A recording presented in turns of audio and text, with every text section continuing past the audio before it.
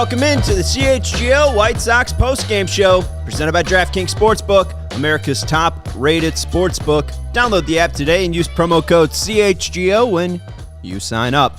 We are coming to you live here from Studio A in our West Loop offices of CHGO. That works. I'm your host, Sean Anderson. You can follow me on Twitter at Sean_W_Anderson. That's Herb Lawrence. Hello. You can follow him on Twitter at ActonWall23. I was trying to say we are coming to you live from downtown Chicago after a White Sox winner. 7-3. They kicked the Giants' ass, and Joe Kelly made it a little bit close. Sorry to Southside Zoe on that one. The under of 8.5 didn't hit, but the White Sox win regardless. They win by 4 in this one. Dylan Cease was fantastic. We saw a great performance from Luis Robert with the bat. And we have some bad news. Eloy Jimenez has gone to the injured list. So we will talk about all of that and some good news as well. Liam Hendriks is now cancer-free. So, hey, we'll take the good and the bad. How you feeling? I'm feeling good after that. It was a nice game. I know Dylan wasn't the Dylan we saw in the first game, but we're going to get those from time to time, as we were discussing the other day about Michael Kopech and how he kind of blew up. Today, Dylan blew up, but it's Dylan Cease, so he gives up 1 run, and he gets 8 strikeouts still, even though the 5 walks were a little bit reminiscent of last year. But we were just discussing before, like 3 of them were to Lamont Wade, the leadoff hitter. So, just figure out the Lamont Wade problem, and you're cooking with gas, Dylan. Right. He threw 3 strikes to Lamont Wade. And other than that, they were balls. But yeah. Lamont Bonds over there, apparently. He was scared as hell of him, man. And Jock, too, also. I mean, Jock Peterson is just smoking balls in guaranteed rate field. Almost like the White Sox should have signed him. Smashed one off Michael Kopech for a home run and then ripped open Andrew Vaughn's glove. That was one of the hits that he gave up, but then it was ruled an error. So, yeah, Dylan. That is amazing that they called it an error. I get why they call it an error, but that's a hit. I mean, that ball was hit so hard, it went through a glove. That should be a hit. Should be a hit. I get it, but error to me, firstly, is a flawed system, but if you're going to be doing errors, it should be a punitive. Hey, you played this ball incorrectly, you get this penalty. He was there. He was there, put his glove up, thought nothing of it, it went through. And why is Jock getting? Firstly, you're penalizing Jock for getting the ball 110 miles per hour off the bat, and then you're penalizing Andrew Vaughn for not catching a ball that your glove just couldn't catch. So, I guess Dylan's like, hey, baby, 1 hit in 5 innings. That's what I'm about, y'all. Let's go. Do we have the starting pitcher graphic? Our guy, Steven Nicholas. We will have Vinnie joining us from Guaranteed Rate Field in about 20 minutes or so. Dylan Cease went 5 innings pitched today, gave up 1 earned run. It was a home run to J.D. Davis. That was the hit as well. But as we said, the other hit by Jock Peterson was turned to an error. It's only 1 hit given up by Dylan Cease today. 8 Ks, 5 walks. Logan Webb on the other side. 5 innings pitched, 4 earned runs, 9 hits allowed, 4 Ks, 0 walks. This is a very good pitcher. Yes. Logan Webb is a very good pitcher. Yes. The White Sox really didn't have any trouble with him today. And that is a good right-hander with a great slider, a sinker, and a changeup, and they weren't fooled by any of it. No, I mean, the first at-bat that Yohan Moncada had in the first inning, Logan Webb threw him a first-pitch changeup, and Yohan was so out in front of it, he just followed him up with 2 more changeups and made Yohan look really dumb in that bat. Then the second at-bat, he tried to do the same thing, and Yohan had already said, okay, the first swing, I think he threw a low changeup that hit him in the foot, went out a little bit, was walking around trying to get the footing back. Then he threw him another changeup. Yohan deposited into right field. So, yeah, the White Sox, off a really tough righty, had no problems with them. And that's good to see. To get 4 runs off of that type of a quality pitcher like Logan Webb is it's bright. The future looks great for the White Sox. And remember, we're going to talk about it a little bit later, all those hits without Tim Anderson. Right, yeah. This is now their 4th game with 10 or more hits, which is huge. And we talked about how bad they were in Houston with runners in scoring position. How about 7 for 11? How about a 60% batting average? 60% of the time there's runners in scoring position, they got a hit. Do that more. I'm now Pedro Grifol. Hey, guys. Press that button. 11 times we're going to be on base and runners in scoring position. Do it 7 times. Make it right. Break. They could have scored more runs, too. People, I think the Eddie Rodriguez was kind of shaky on his sins and his stops. And I thought he should have sent Andrew Benintendi on the Andrew Vaughn double. But then he sends Andrew Vaughn on the single by Gavin Sheets. I'm like, one's faster than the other guy. Come on now. Well, I don't know. Andrew almost got there. I didn't hate the send by Eddie. I don't want to turn this into a Joe McEwing thing. We don't need to start complaining about the third base coach. I didn't mind the send. You know what? I mean, hey, there's 2 outs in the inning, right? Yeah. So, I mean, you're just trying to add it on in the first inning. I mean, what if you got 3 runs in the first inning off Logan Webb? That would have been huge. I think Andrew just needs to be a little bit stronger. Go in a little bit dirtier. Lower that shoulder. Lower the boom. You're a big man. And with the White Sox luck, he's out for months. Yeah, right. Well, and thank God he didn't Tyler O'Neill it, where Tyler O'Neill is like walking to home plate yesterday and getting thrown out by Ronald Acuna Jr. He was on his highest of horse. That's just not that fast. Let's talk a little bit about Dylan. We flashed that pitcher stat graphic right there. 5 innings pitched. Again, 8 Ks, 5 walks. I said this before the show, and I said it in the text between you and Vinny. It's 2022 Cease out there. I'm not upset. He walked 5 guys. He only gave up 1 hit, struck out 8. White Sox win. I'm not mad. Like, he didn't have great stuff. The home run that J.D.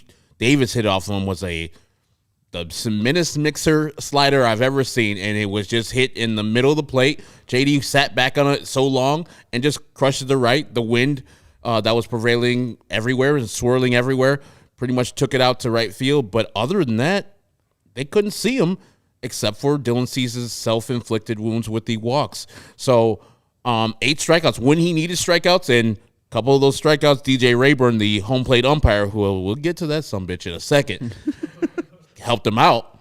But when you're a top-notch, top-tier pitcher, you're going to get a reputation around the league, and sometimes the umps are going to get that feeling just to punch out. You're at home. He wants to feel that a shot of adrenaline. It's close enough. Let me call him out in this slider that's way too inside. Sorry, Yaz. But Dylan Cease, when you don't have great stuff, and you still go out there and hitters can't see you too tough. That's a thing that very few people have. Like, he wasn't pinpoint at all. Balls were hit up. They were in the left-handed batter's box. There's one that didn't even get close to the plate. So he didn't have the command that he usually does have, or the last start that he had, or he had in the second half of the season for the White Sox. But those are going to happen, and then Dylan just found a way to get out of those jams when needed to. So that's a true test of a champion, of a top rotation pitcher. 5 innings pitched, not my thing. 5 walks, not my thing, especially for a guy like Dylan Cease. But he got through in a windy, rainy day at guaranteed rate and got the dub for the White. Well, and we always talk about guys, not having their best stuff and trying to pitch without their best stuff. He gave up 1 hit without his best stuff. I mean, what? This guy is so ridiculous. It's dumb. It's tough to put in context how good he is at pitching. And the team that just battered your battery mate or your seven rotation mate the other day. Yeah, they hit home runs and they hit the ball hard if you make mistakes. And Dylan's like, good luck. Right. If you would have told me, and if we could flash the stuff graphic now, Steven, if you would have told me that his fastball would have been down 1.5 miles, his slider basically would have been down 1.5 miles as well. His knuckle curve was down about 2.5 miles, and he still got 17 whiffs. 45% of his swings were swing and misses. I mean, these are major league hitters, and they have no idea what to do up there. Just swinging at thin air. I mean, hey, maybe you'll get lucky. You'll be Jock Peterson and you'll hit a rope through Andrew Vaughn's glove. But I mean, Dylan Cease with bad stuff was brilliant. And that's the thing is, if he's feeling good, he's feeling healthy. I don't know if he felt a little off. Maybe it was too cold. I'm not sure. He didn't look his sharpest with his control. Again, we could just look at all the pitches to Lamont Wade and see that. But even when he was able to get it over the plate, guys still couldn't do anything with him. And that's what's so exciting, is that if he can cut down those walks, and I think he had 2 strikeouts on 3 and 2 today as well. I mean, obviously he had a couple walks, but he was still able to punch some guys out. We talked about flipping that, and I think he had 51 strikeouts to 49 walks last year and 3-2 counts. If you could start flipping that, maybe this is where the Cy Young comes. Yeah, and I remember one time, I think it was versus Jock Peterson in one of those at-bats. He was down 3-1, and he was like, okay, 3-2, here's a fastball, middle. Do your worst. No, he couldn't. I'm just like, type of stuff comes very seldom in the major leagues, where other players are like, I just can't mess with this stuff if it's over the plate. I mean, you got like 2 balls hit really hard off of him, which is going to happen from time to time, but he's just otherworldly. And now his next start will be on the road versus Minnesota on Monday. Mm-hmm. I'm sure he's looking forward to that, getting geared up for that, because this guy is just a top rotation pitcher. When you can do what he does, still get 8 strikeouts. Like, that's the only reason why he left the game, is because the 5 walks. He was just his pitch count was just up. It wasn't like he was tiring out. He was just like, okay, the arbitrary 100 pitches are coming up, so I got to bounce now, guys. And then with a lefty ready to go, Jake Diekman ready to replace him, he's like, all right, Jock, see you later, man. It's my last hitter. Peace. I'm going to slap you in the face like Tommy Pham. Can we flash the exit velocity and then the swings one? I'm not sure what that one. Yeah, hey, look at you. So the sliders, obviously Dylan's like pitch, 15 swings, 7 whiffs on that, 3 called strikes.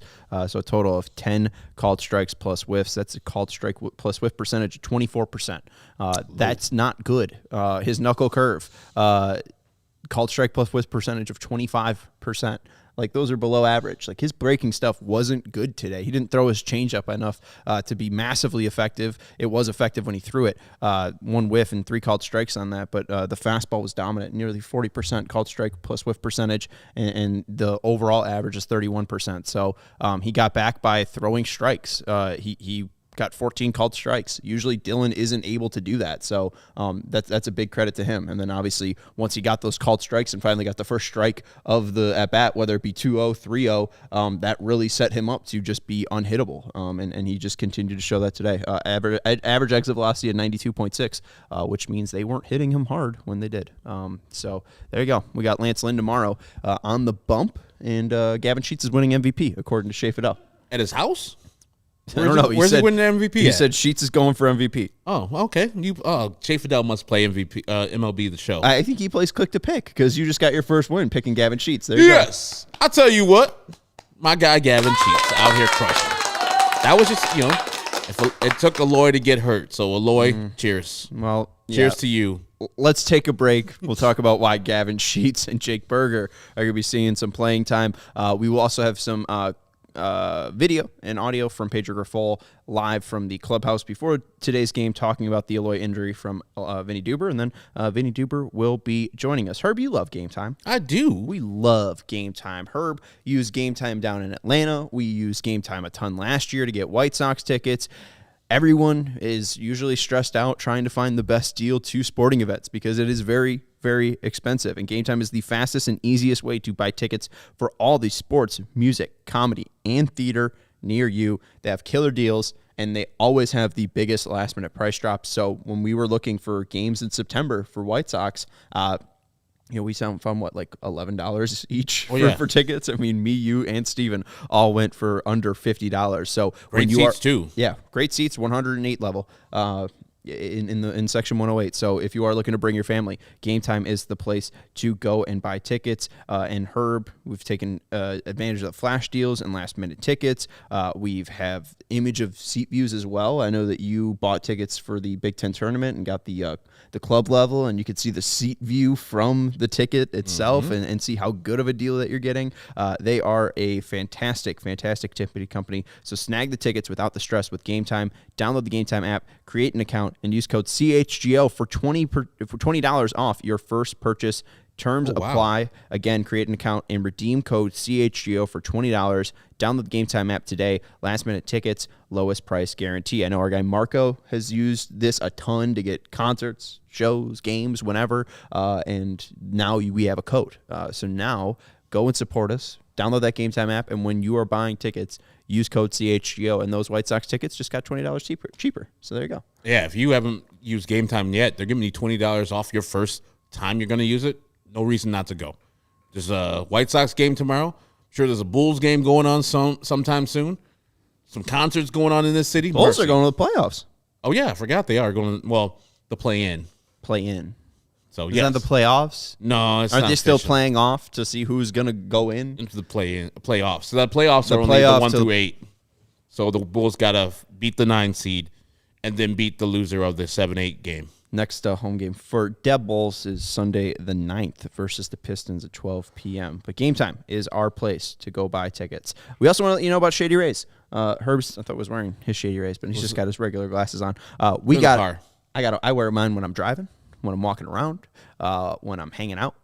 Why not? Take on the sun with the gear built to last. Our friends at Shady Rays have you covered for the warm weather ahead with premium polarized shades at an affordable price. Shady Rays is an independent sunglasses company that offers world-class products that's not just as good, it's just as good as any expensive pair we've worn. They have durable frames and extremely clear optics for outdoor adventure, and that's not all. Shady Rays offers the most insane protection in all of eyewear. Every pair of sunglasses is backed by lost and broken replacements. If you lose or break your pair, even on day one, they told us that they will send you a brand new pair, no questions asked. So you can wear your Shady Rays with confidence because they have your back long after your purchase. They are incredibly well made as well. I sit on them all the time by accident. I just am very forgetful. Left them on the seat. Sit on them, and they still fit me fine. They're not crooked. They haven't broken. They haven't bent, and I've had them for over 6 months, and I try to treat them nice, but hey, I get a little bit careless, and you know what? Shady Rays is very forgiving with that because they make durable and fantastic shades.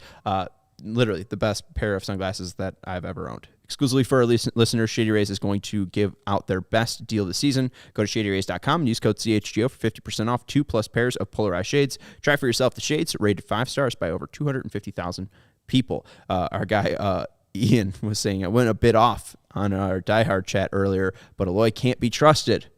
Eloy Jimenez has been put on the 10-day IL with a hamstring strain. How you feeling? I mean, I think all of us just held our breath or waited for the other shoe to drop because everything was going pretty swimmingly the first weekend in Houston. And we're like, okay, we know one of these guys are going to get hurt one of these days. And it was Eloy. And as I said on Twitter, he's injury prone. Whether Rick Hahn wants to hear that or not, he is injury prone. It is not his fault that he is injury prone, but that is the real situation that's going on with them. So you as a White Sox fan, this is what I'm doing. When Eloy plays, whatever he gives you, gravy. But to put all your eggs in the, if he'll stay healthy, Eloy basket, like the White Sox did this past offseason, is a risky proposition.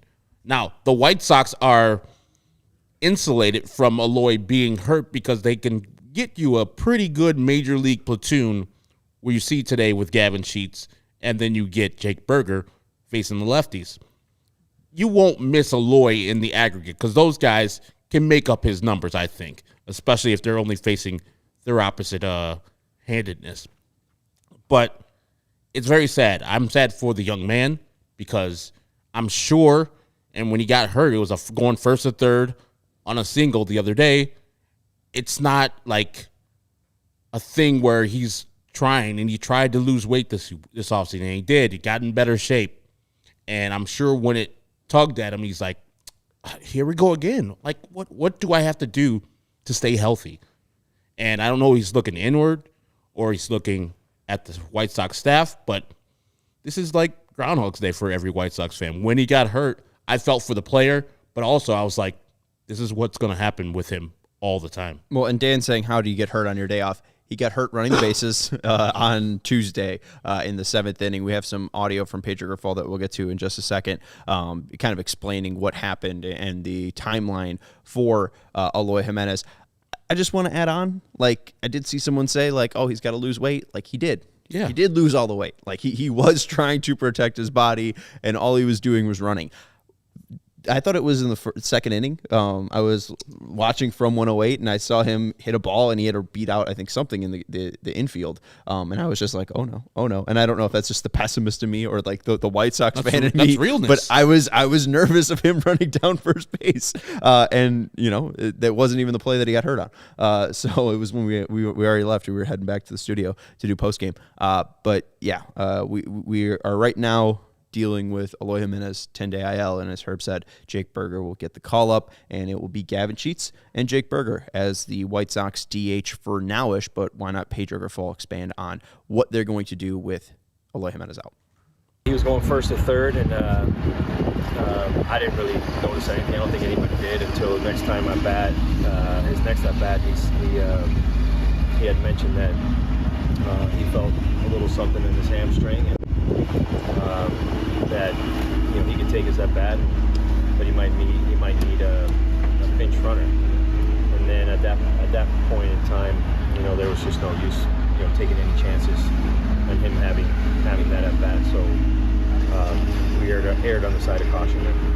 It's your first time experiencing an injury with him, but not the first time for Sox fans. Is there anything more you can do to keep him healthy? I know you've examined this a lot. Well, you know what? It's one of those things. I mean, he worked hard this offseason. He put the work in, he put the time in, and he's in great shape. It's just one of those things. That really that happened. It's unfortunate, but today the good thing is that today he came in and he felt strong, and we're extremely optimistic that he's going to be available for us here in the near future. How long do you expect it to be? Do you expect it to be a 10-day window or longer than that? You know what? There's no telling. The most important thing was how he was going to wake up today and walk in here. And he was in the weight room right now. I saw him. I spoke to him. He's strong. He feels, better than what anybody else thought he was going to feel like. He feels good. So obviously not good enough to play, but good enough. After going through any type of hamstring issue, going first to third. So we're optimistic that it's not going to be anything long term. You've discussed potentially using him in the outfield as the season goes on. Is a leg injury like this something that could alter those plans in any way? I mean, we'll play that by ear. It's just right now this is his first day on the DL, so we'll play that as it goes. But I was gonna point him. I was going to mix him in the outfield, especially against left-handed, pitching sometimes when we need to get some guys when we need to get guys some rest. But again, it's too soon to be talking about that. We'll see how he comes back. I'm really optimistic that this is not going to be too long and he's going to come back strong because he put the work in this offseason. And he really did, and he looks great. He's going to have a really good year. There was some discussion after Kopech's outing that maybe the Giants were getting a read on what he was throwing. Ethan able to zero in on it? Yeah, we talked about it. We've looked at it. We've had our people look at it, our team look at it. I'll keep that in-house, but there's going to be some adjustments made for sure. So I just want to talk about the thing at the end right there real quick. They asked about Kopech and if he was tipping or not. They said they had their guys look over it and that adjustments will be made. Not too detailed, but it seems like maybe the reason why Michael Kopech gave up 7 home runs was because he was possibly tipping his pitches to a very smart Giants staff. And I think there was also comments from Michael Kopech as well. But once Vinnie Duber joins us, we'll get that side of the story. But it doesn't seem like they're too concerned about Eloy's, sprain here. It doesn't seem too serious. I did like Vinny's question though, like, are you going to put him in the outfield now? Does this delay your plans? Does this change your plans? Doesn't seem like it, but if you were Pedro Grifol and, he's already acting up like this in 5 games, would you be putting him in the outfield? I mean, I would have never put him in the outfield, but people are saying, and I think Eloy intimating this to the White Sox brass, that, being around and just getting stiff, sitting around as the designated hitter and getting stiff is a problem, and he probably thinks that contribute to his hamstring pull. You got to find a way. There's a man up in the clubhouse or up in the press box, number 25, Jim Thome, did it successfully for a lot of years. Another Hall of Famer who just got fired from his Fox job's got a lot of time and stuff to do. And Frank Thomas, who was a great designated hitter. Ask him what he did to fill the time up. But no, I would not put Eloy back in outfield because that's just another chance for him to get exposed to another injury. And what we've been seeing from Oscar Colas and whenever Romey's been out there, it's been fine. So I just think that this guy is just snake bitten, and he can't get out of his own way, not because of his fault. I think that it's just not a thing. I would have traded him, famously, last offseason. I said I would have traded him, not because I don't believe in the player, because the player is awesome when he plays, but this thing, you can't continue to have this. The starts and stops, the long periods of time without Eloy. But the other thing I like about this is, though, the silver lining for me. Last year, we saw a lot of these things happen, and you knew it happened, and then they would just be like, oh, he's day-to-day. Oh, he's going to be all right. And he would keep on playing, like you saw the Luis Robert wrist injury where he clearly was hurt, and they wouldn't put him on the IL. This one, they're like, no, you're on the IL. You're gone. And Pedro's like, he's good. He feels good. Everything's good. But we're playing. We're on this side of caution. We're going to make sure that he is on the other side of this, healthy as he can be. And that, I hope, is the word from the new sports science people, that we're going to get this guy healthy. And the way that we get him healthy is take him out when he has a slight pull. And so that doesn't exacerbate himself into a bigger tear or a bigger pull, and he's missing longer periods of time. I hope this is just the only blip in the radar of Eloy Jimenez, but we know better. When he does come back, we're already going to be like, when's the other shoe going to drop? And whatever he gives us when he plays, it's awesome. It's gravy. But I don't think you can put your heart into the whole thing, because then it'll get broken, because it just happens every year. And how many games has he played the most? 122 in his rookie year? Mm-hmm. And that's it. I wish we'd get 122 this year now. Just begging for 122 from that guy. I mean, I could see it still happening. I don't want to write him off completely. I mean, maybe it's just he did play a decent amount in the World Baseball Classic. Not a crazy amount because Dominican got bounced, but I definitely think it's fair to say that he's injury prone. My God. Again, maybe it is something. Maybe they lived and learned, and you hear Pedro Grifol in there kind of give a good report that today he's showing up, he's working out, he looks fine. Yeah. So, like, maybe it's something that he's just going to get a 10-day rest, and then he'll be fine. Hopefully he's fine. I don't have faith. I don't have built-in trust that he's going to be fine. I'm going to be a nervous wreck, and I wasn't shocked to wake up to this because, I'm always expecting something like this, but that's just me being a pessimist. But I don't want to, because he did do a lot of work, and we shouldn't write that off, because he does look extremely thin. Mm-hmm. He looks quicker. He looks just faster. He looks like a better athlete out there. Hasn't really shown up yet on the stat sheet, but it was only 5 games, right? I mean, hopefully he can get into a groove. I don't even expect him to probably do a rehab assignment, right? It's probably, the 10 days are up, and let's get after it. Yeah, you're already in the groove. He already played the WBC. He's probably got enough at-bats to keep him going. If it's only 10 days and that's the minimum, I'm sure you can get right back and get in the cage and get into the game immediately. Yeah, the expectation, because it is retroactive to the 4th, would that he'd be able to join them on the homestand on April 14th against Baltimore. So Baltimore is coming to guaranteed rate 14th, 15th, and 16th. Why don't we take a break here, and then hopefully Vinnie Duber will be joining us from Guaranteed Rate Field. Herb, have I told you about the ComEd Energy Efficiency Program? I think you have, but I would like to hear about it more. Well, they're committed to helping families and businesses in the communities they serve. Word? Yeah, word. Helping manage energy usage and lower energy bills now and into the future. Thanks, ComEd. Right.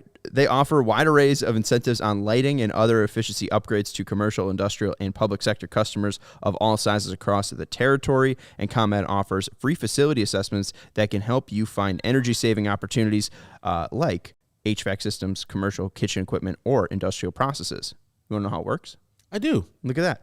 An authorized engineer will work with you to develop a detailed assessment plan specific to your goals and needs, and these can be done in person or virtually and last approximately 2 hours. And within 3 to 4 weeks, customers will receive a report detailing energy efficiency projects that they can start working on immediately, and each recommendation will include estimated energy savings, cost savings, project costs, potential incentives, and simple payback.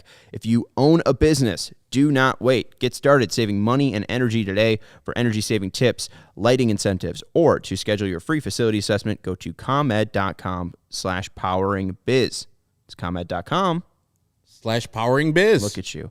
B-I-Z. We didn't even discuss that, and we're just a well-oiled machine. Mm-hmm. We also want to let you know about DraftKings Sportsbook. I won money today on DraftKings Sportsbook betting Dylan Cease over 7.5 strikeouts. I won money today on DraftKings Sportsbook, taking Dylan Cease to record the win. That's a White Sox winner. That's money in my bank. Check out DraftKings Sportsbook, the official sports betting partner of CHGO. Right now, they have a no-sweat MLB bet for Wednesday. You can place a bet up to $10, and if your bet loses, you get $10 back in bonus bets. So download the app now and sign up with the code CHGO. New customers can bet $5 and get $200 in bonus bets instantly, only at DraftKings Sportsbook, an official sports betting partner of the NBA with code CHGO. Bulls play the Bucks tonight. Minimum age and eligibility restrictions apply. See show notes for details. Sean, I won also.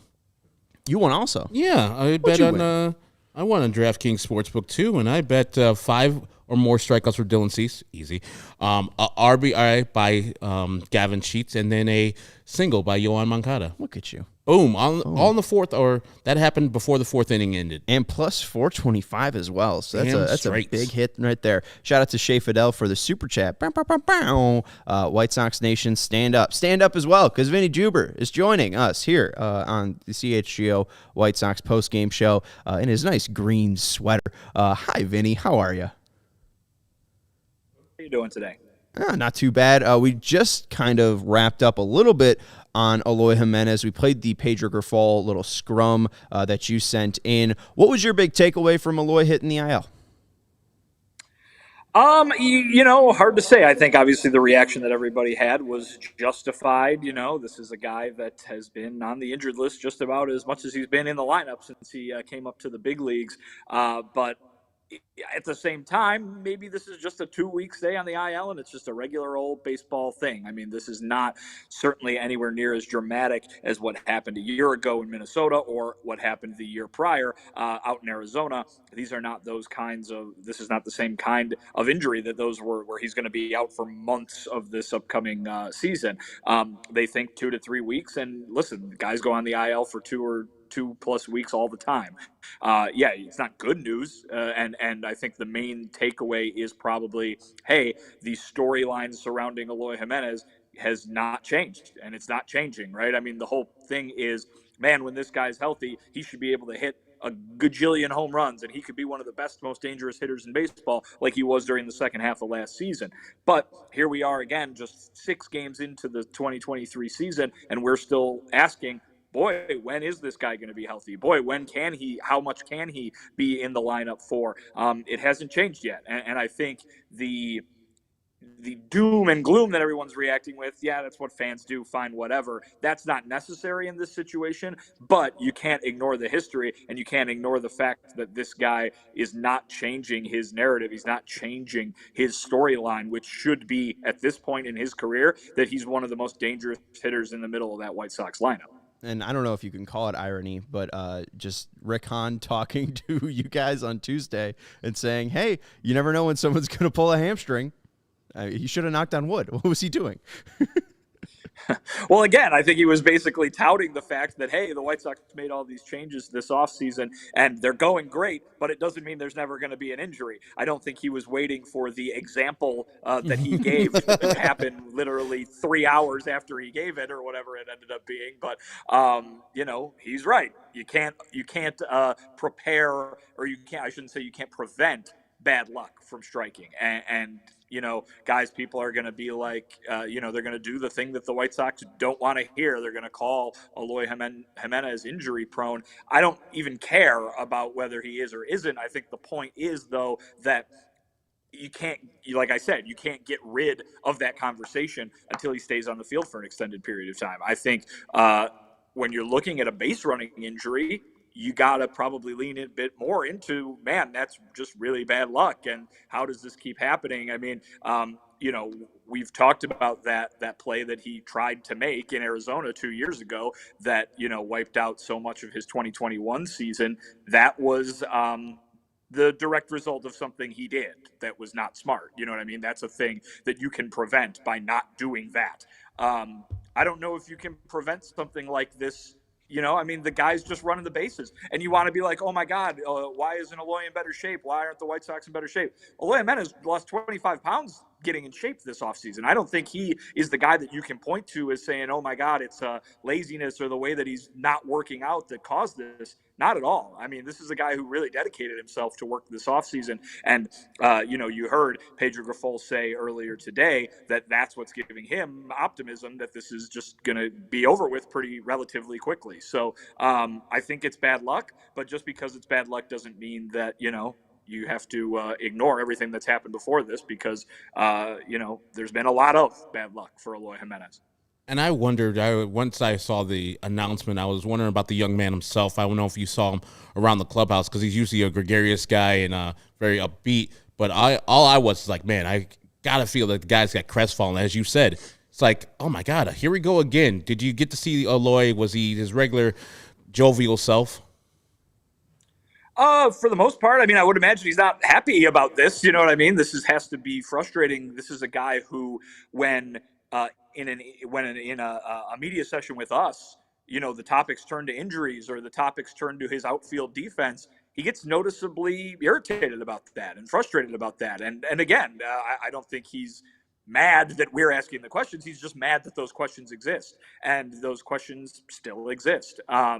So we saw him briefly today kind of walk across the clubhouse with a bat to go take some BP, it looked like, or to go take some swings, I should say.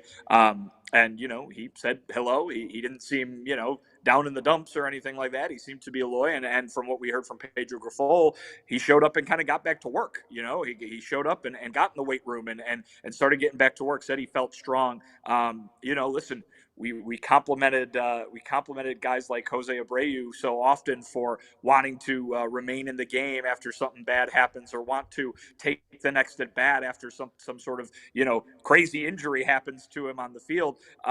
Let's compliment Eloy Jimenez for doing the same thing and telling Pedro on Monday after this injury occurred running the bases that, hey, in the ninth inning, I feel fine to take my at bat. You might have to do a pinch runner for me, but let me go out there and swing the bat. Go ahead and give credit where it's due for a guy who is trying to be there for his team, even if his body's not letting him.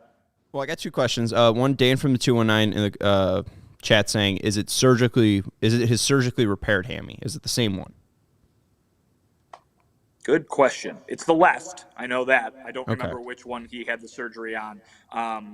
But yeah, it's the left one. It says it's a low grade strain. They specified in the press release. So again, Pedro's optimistic that this is going to be over with pretty quick. That it's not going to be something that is a long-term injury. The other one was his right knee. All right, so it was the other leg completely. We kind of came away with the same vibe, though. Like, he lost 25 pounds. It seemed like he put in a ton of work. Maybe it was just the World Baseball Classic. I mean, traveling from, Arizona to Florida to be with the Dominican Republic team. It's kind of a lot to be going through. So I think it's normal wear. We do wonder, we were kind of theorizing as well, like, did they learn? Like, this is a lower leg injury. He's not having to play through this. Is this something that they're taking away from 2022 as in, even though Eloy's here today working out and it seems like he's, maybe not unbothered, but Pedro seemed to have pretty glowing reports from how he was feeling today. Have they learned? Can we take enough from this, I guess? I don't know if we have enough information to do that. I think you could, if you want to guess that, go ahead and guess it. But I think mainly the takeaway in terms of what happened to Eloy and what he's doing now is that he pulled his hamstring playing baseball. That happens a lot, as Rickon foreshadowed, unfortunately for the White Sox. Unfortunately for him, probably didn't want to speak that into existence or anything like that. But I mean, we've seen Tim Anderson go on the injured list with a hamstring injury, a hamstring strain. I don't think anybody would come to you and tell you, oh boy, what did Tim Anderson do over the last month that would produce this result? He's a very athletic guy, a very in shape guy, and he suffered a hamstring strain playing baseball. It happens to these guys. I don't know, to answer the second part of your question there. Like, I don't know if this is last year when they seemingly were, waiting a lot to put guys on the injured list and waiting to see if things would heal up in a quick enough time that 10 days wouldn't be necessary. I guess when you come out and you say it's going to be 2 or 3 weeks, obviously he goes on the IL right away because that's more than 10 days. Right. So I think last year, maybe it was just coincidental that there were so many injuries to guys that they thought were only going to last 5 or 6 days, and they didn't want to be without them for 10. In this very specific situation, you know that you're going to be without him for 10, if not twice as long. It's a no-brainer to put him on the IL rather than try to play him through it. And we talked about Dylan Cease earlier, his starting pitcher today. We're kind of marveling at him not having good stuff at all today and still getting 8 strikeouts and only 1 hit against him. Did he talk about his command today, and specifically the weird, odd 3 consecutive walks to Lamont Wade Jr.?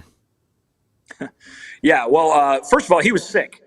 He was sick last night, and he was a little sick today, and so he pitched through not feeling so great. He described it as just kind of, yeah, sure. I think, if Jordan's performance included 5 walks, I think maybe you could say it. But no, Pedro Grifol told us that Dylan was under the weather, and then Dylan explained it as just, a little bit of cold stuff that kept him from sleeping real well last night. So it just seemed like maybe he was off his game physically today. But he went out there and struck out 8 guys.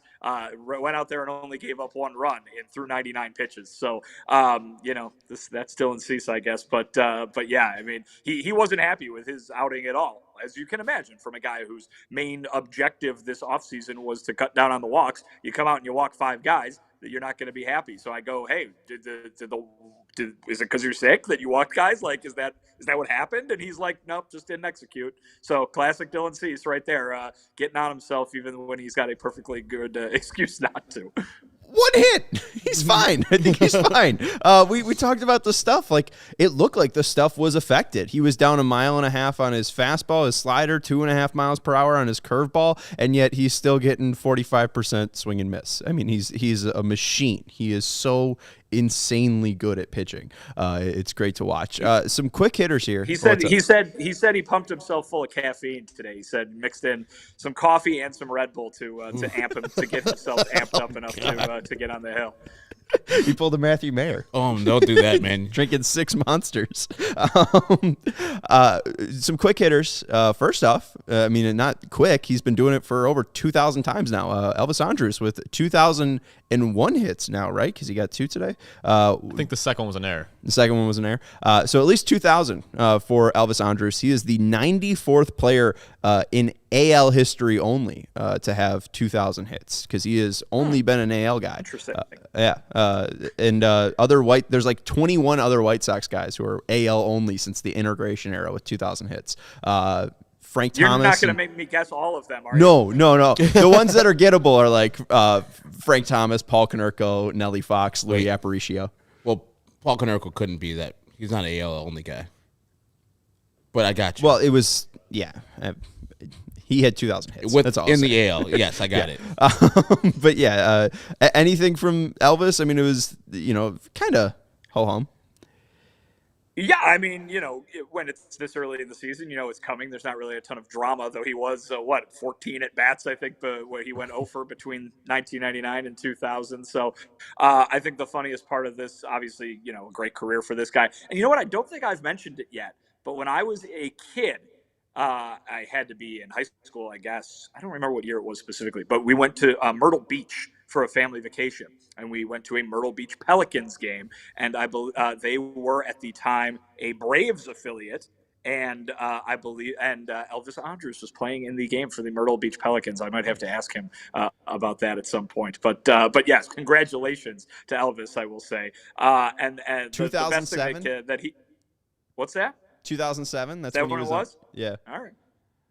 There you go. Because he's in the Teixeira trade, right? Yes. Yeah. Or something like that. Yeah. Something like that. I don't remember exactly. But anyway, the best thing to come out of today was him saying how his mom has all his milestone balls from all his milestone hits. So she's got the first hit, the 500th, the 1,000th, the 1,500th, and she's going to get the 2,000th. In fact, he went back to his locker and he had a text from his mom saying, I expect the ball. Give me the ball. Like, not congratulations. I'm so happy for you. I can't wait to celebrate with you. Just, hey, ball. I need that one. Come on, let's go. So Mrs. Andrus is ready already at the switch, waiting for her next souvenir. It sounds like.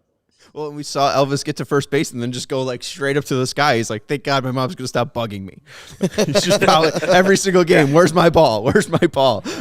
Yeah, he wasn't pointing to anyone. He was pointing to the cell phone service. Like, okay, Yeah, right. thank goodness the cell phone service can stop bringing me those texts. And Vinny, did you neither here nor there, when you were in Myrtle Beach, did you go to the Ripley's Believe It or Not building?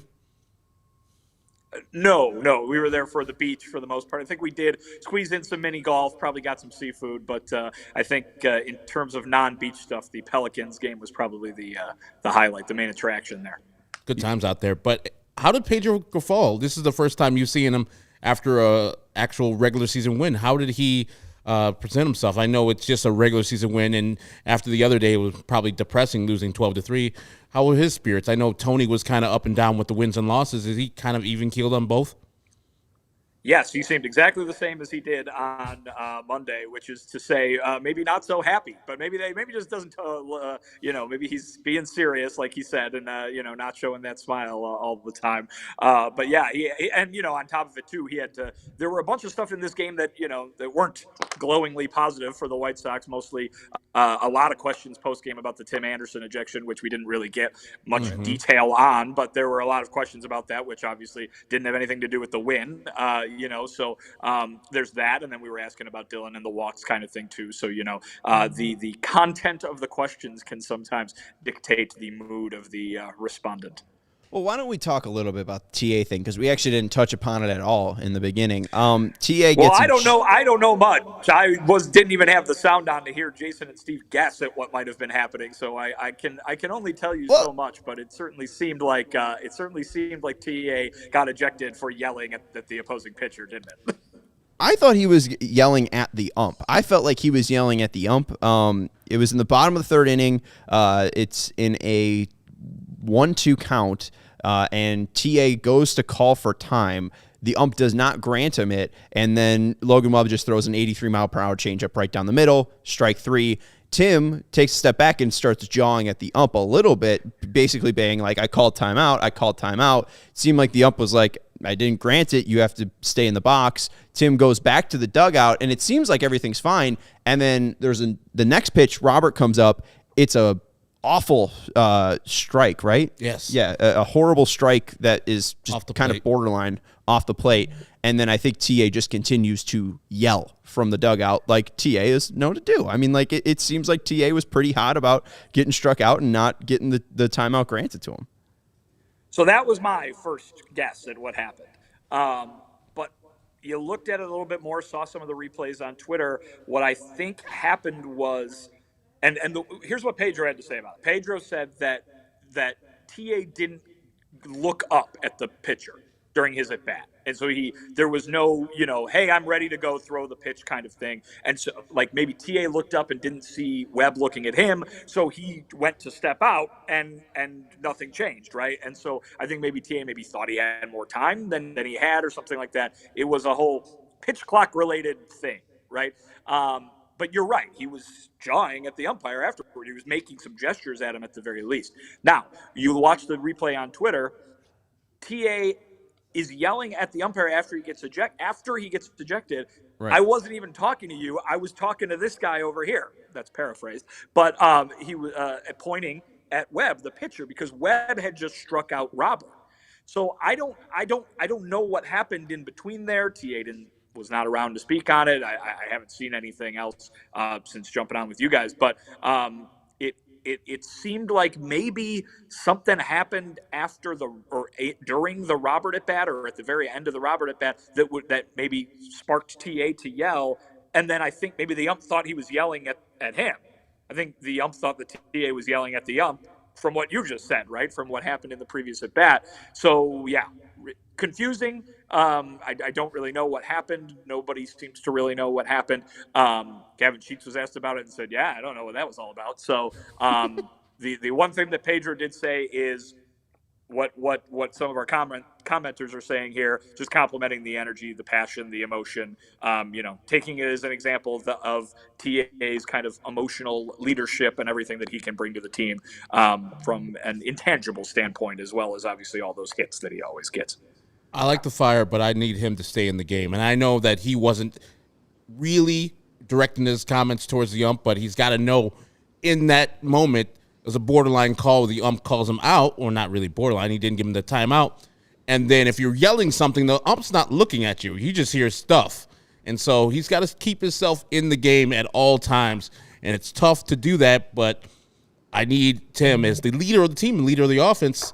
He needs to stay in the game. This is the second time that I thought he was wrong when he got ejected from a game. But for the most part, Tim is a model citizen, model guy at the plate. And so I'll give him a little sliding on this, but, keep on doing this. It's like, come on, man. We gotta have you in the lineup. Rewatching it, it's weird too because there's like 12 seconds left on the pitch clock, and it seems like TA has made eye contact with Webb. He's kind of doing his foot shuffle and swinging his bat around, and it seems like he's bringing his bat back to his normal load position, and that's when Webb starts to pitch.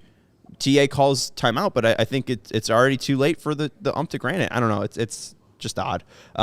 We can't have a normal game between the White Sox and Giants. This and just DeScalfani and Vaughn yesterday. And World Series preview. Now you yelling at Susan Slusser. Oh, World Series preview. I would love to see Susan back here at the helm. We got one final thing that I think is important to share with everybody, and it's great news. Liam Hendriks. We obviously shared that yesterday or Tuesday was his last round of chemo, and he shared this video today and also a message on his Instagram.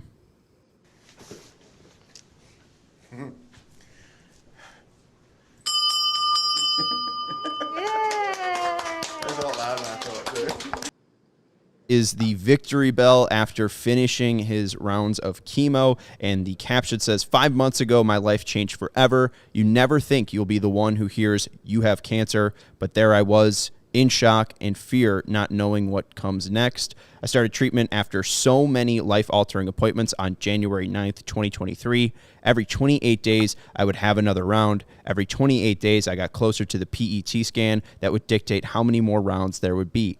Every 28 days, I got closer to this moment. These past 5 months have been both the quickest and slowest of my life. Being able to ring this victory bell has been one of my most emotional things I've ever done. I cannot thank my team of doctors and nurses enough for coming up with the best medical plan for me. No words can express the gratitude I have for them for saving my life. To my wife, you came to every single appointment. You held my hand every step of the way. You were my voice of confidence and always made sure I felt loved and safe throughout it. I love you. And to my family, friends, and fans, you support me. Your support kept me going. You kept me in the right frame of mind to beat this. Your encouragement made a bigger difference than you will ever know. Thank you from the bottom of my heart. Liam Hendriks has defeated cancer. Woo. It's awesome. So, good news. Yeah. White Sox win, and Liam Hendriks defeats cancer. No more update outside of that, but wins all around. Yeah, no, I mean, I'm not trying to undersell it there. That's fantastic. I'm a little speechless myself, to be quite honest with you, because that's really great to see, and we'll see how things go from here. Obviously, nothing but the best for him, but a very cool moment for him, and like I said, cool is putting it mildly. A great moment for him, and a great moment for everybody, because they get to see a really great guy having a really great moment like that. And hopefully it's the end of the story for that. Hopefully he's right about his doctors and they put that to bed and he doesn't have to deal with that ever again. He could live a full and happy life with his wife, Christy. Any final thoughts, guys? Whether it be TA, Elvis, Luis Robert keeps hitting baseballs 1,000 miles per hour. Good stuff all around. Yeah, quite the overreaction there was after 3 games into the season, wasn't there? Because now Luis Robert Jr. is one of the 2 hottest hitters on the team. So, hey, everybody remember, this is baseball. Baseball takes a long, long time, and sometimes takes a very, very short time to get rid of what I think we were already calling a slump after 3 days. Yes. I think what people were already calling for him to be sent down to the 7th spot in the lineup. Everybody just, come on. Baseball. We got to do this every day. Well, we're going to start doing it with Andrew Benintendi, so he starts hitting. Not Weir. I am going to start doing it with Andrew Benintendi. But yeah, no, you're right. And hey, Luis Robert, I think he saw 6 curves and 6 curves and sliders today, and didn't swing at one of them. or didn't swing and miss at any of them, which is a huge growth right there in a very short time from what we saw in Houston. So good stuff from Luis Robert Jr., and we will be with you tomorrow. Lance Lynn is on the bump for your Chicago White Sox. We will have a post game for you, and to wrap up the series between the Giants and the White Sox, Lance Lynn will be taking on Alex Wood at 1:10 p.m. That's Herb Lawrence. You can follow him on Twitter at Eknerwall23. He's our CHGO White Sox community leader.